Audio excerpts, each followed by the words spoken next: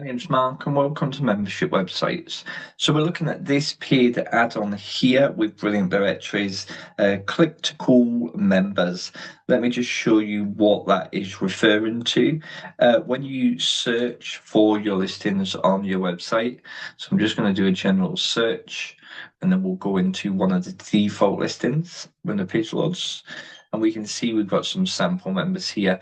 If we go into sample member 2, we'll just view the listing.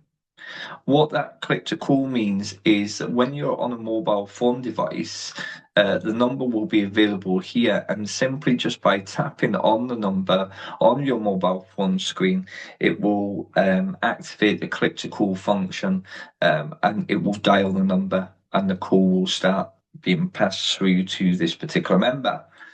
So that's basically how the click to call works. So you just simply use it through the mobile phone. It easily means that you can click on the number and then it will connect you to the call. So I hope you found that video useful and thanks for watching.